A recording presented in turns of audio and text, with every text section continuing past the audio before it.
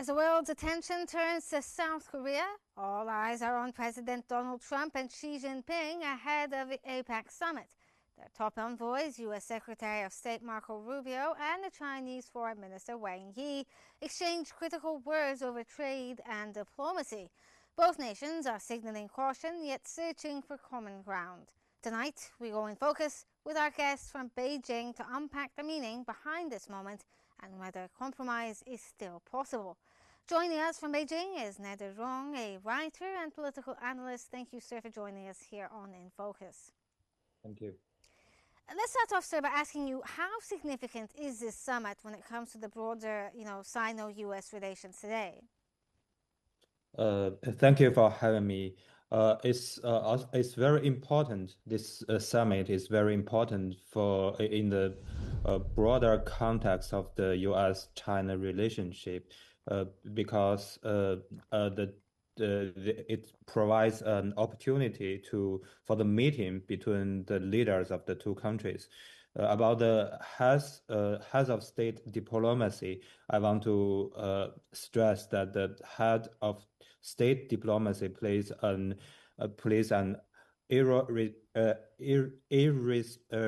irreplaceable role in providing strategic guidance for China-U.S. relations.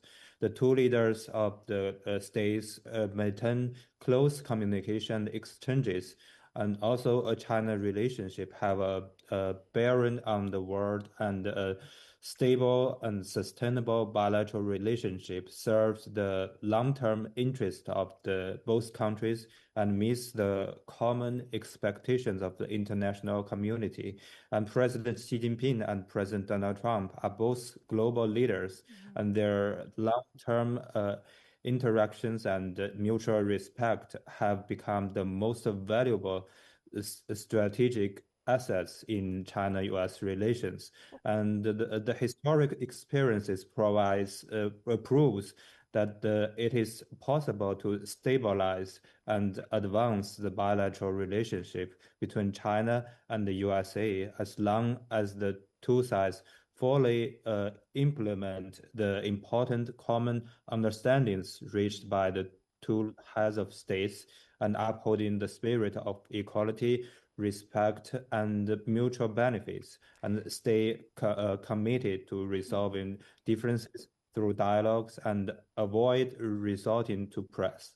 Well, sir, even though you just said that there may be mutual respect between, both, leaders from China and the U.S., but the tensions between both countries has reached an all-time high.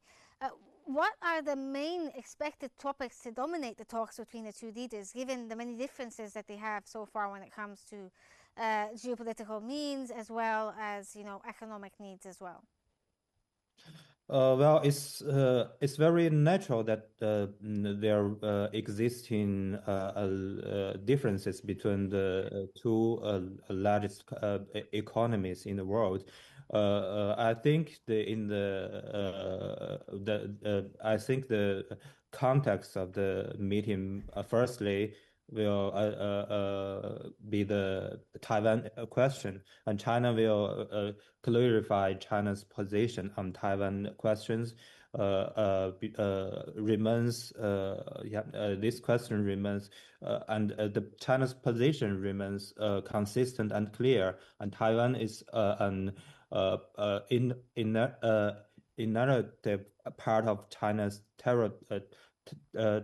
territory, and the Taiwan issue is purely China's internal affairs and a matter of for the Chinese ourselves to resolve. And also we stand ready to strive for peaceful reunification with the greatest efforts, but we will never allow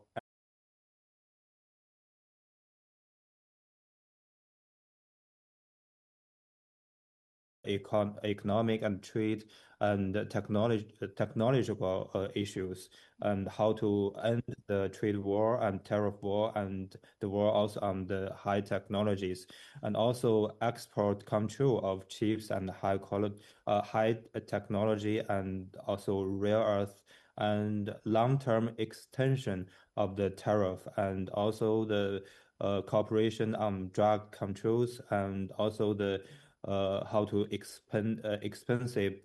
how to develop the bilateral trade, and also the trade of agriculture products, and also the Ukraine crisis, and cooperation on climate change and other global and regional issues.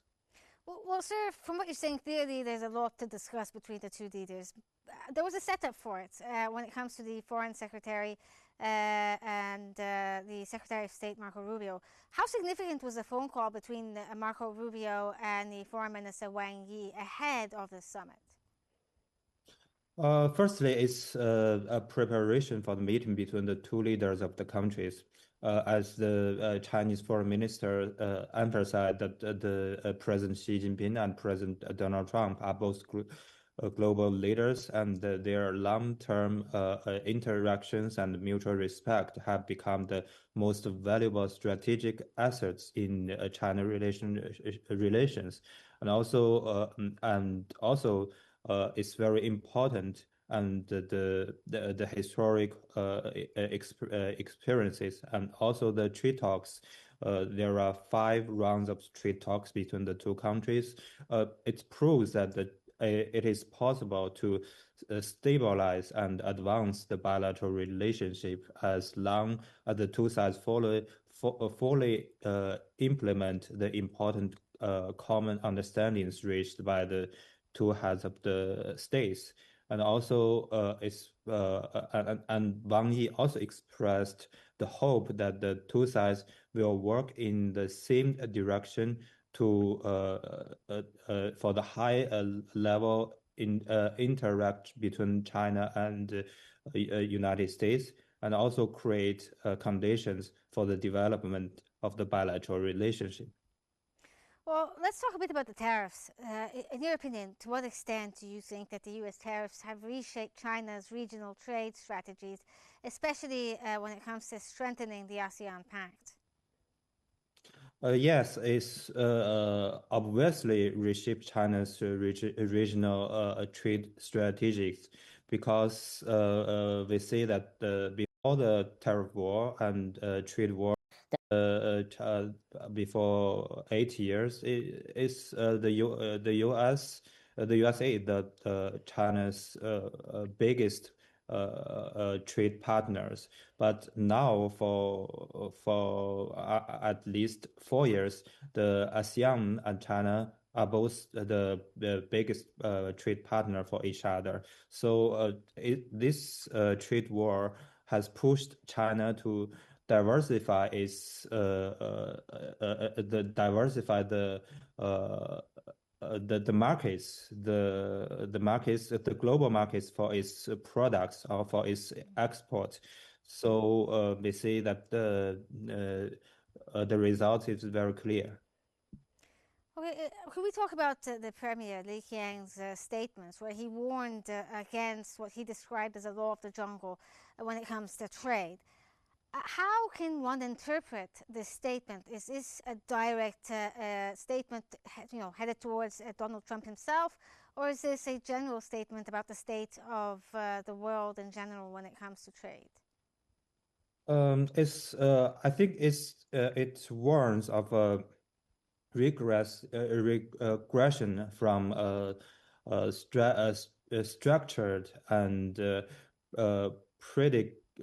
structured global trading system to a zero-sum game, where only the largest and most powerful economic countries can thrive, and at the expense of smaller nations and global economic stability. So it's a Chinese core to defend and strengthen the rule-based trading system and the multilateral trade system against the forces of the economic nationalism and unilateralism. Well, since you talked about the idea of a fear of a zero-sum game there, Beijing often talks about the idea of what is described as a multipolar world. Do you think this plays into the idea of having a less, a jungle in as China has described, or make it a more fair world for trade and for geopolitics in general? And is this something that's going to be set up for by China during the summit? Yes, it's an opportunity for China, and also we say that the APEC is the most important economic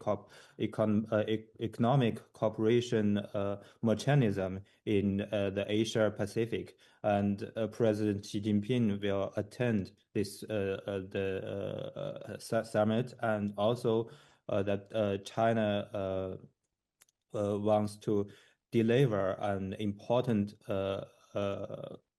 signal, and also President Xi will have meetings and have bilateral meetings with leaders from all the countries in this region, and China stands ready to work with all parties to contribute to cooperation and economic growth in the Asia Pacific, and joint build Asia Pacific community with a shared future. As you said there, sir, that China is always ready to do business with anyone. And that has always been the way the Chinese have dealt with the rest of the world. But in recent times, we've seen a more assertive tone when it comes to China, especially, with the backdrop of the tariffs that the US is imposing on China. Do you believe this is a shift when it comes to Chinese diplomacy, where they're being more assertive, only with a slight caution when it comes to being cooperative with more belligerent partners like the US? I think there's no change in the China's diplomacy, and consistent. And in recent years, China's diplomacy style has been firm and open, and demonstrating both confidence and responsibilities. And with its role as a major country, while consistently upholding the concept of win-win cooperation, and China's stance on international affairs is also clear, and at the same time, we also adhere to the path of peaceful development, and we are also committed to establishing and developing friendly cooperation relationship with all countries. And every step in China's diplomacy is carefully considered, and is meet the expectations of the international community, and also serve the needs of domestic development of China.